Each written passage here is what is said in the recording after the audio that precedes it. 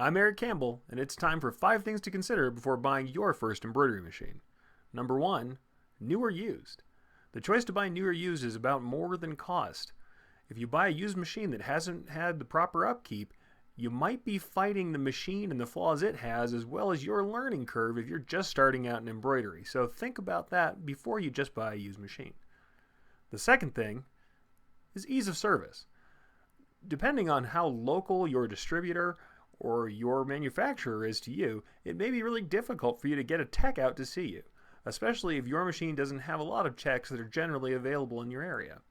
So, check on whether or not you can have a tech come out, how much it's going to cost in general, and what's the difficulty and the time that it will take to get somebody out to your location.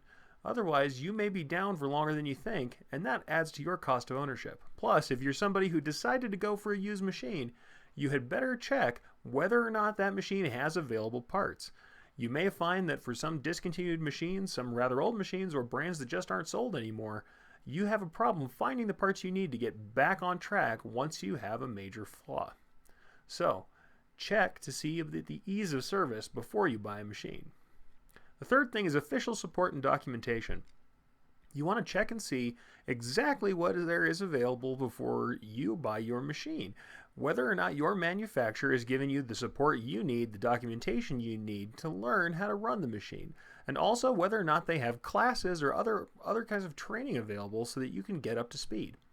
Know what kind of official support there is before you buy. It's going to be important to how well you can operate the machine and how quickly you get up and running. The fourth thing is the user community. Though official support is really good and really the primary way you should learn how to run a machine, the other thing you may want to do is check in with current users. Now that's not only to see how they like a machine, how it's been performing over time before you buy, but it's also after you buy. Sometimes your official support just can't get to you fast enough, or they don't have the answer for some special use case that you're going to do. So really, if you've got some special use case, one of the greatest things you can do is find somebody else who operates the way you do or makes the kind of products you do and ask them.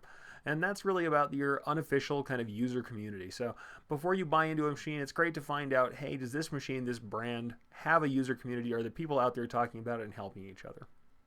And for the fifth thing is actually probably the first thing that you should think about. Why am I currently bringing embroidery in-house? Especially if you're an existing decorator or printer, you may find that it makes more sense right now for you to outsource your embroidery while you are building up your clientele for the process. It's not always a great plan to bring it in-house. And this is from an embroiderer, somebody who really likes to do the job. If the reason why you're bringing it in is just because I'm tired of paying my contract people, it's probably not the best thing that you can do. It's very much like digitizing.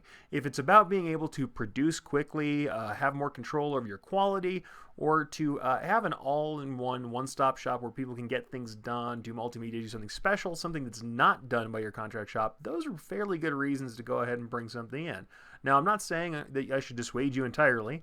I don't want you to not bring an embroidery if it's something that you want to offer. However, do remember that you are going to have to amortize the cost of this new and expensive equipment. You're going to have people to run the machines, and you're going to have a new skill set that's very different from any other kind of decorating. So before you bring a machine in, you might want to consider why you're bringing it in-house. So all in all, as long as you make sure to see what kind of support structures are involved, buy a machine that's of a decent quality and has been kept up well if you decide to go use. Make sure that you have somebody to service it when stuff really goes wrong, and make sure you're doing it for the right reasons. It's a great thing to bring embroidery in-house, and you'll be able to buy your first embroidery machine without any trouble.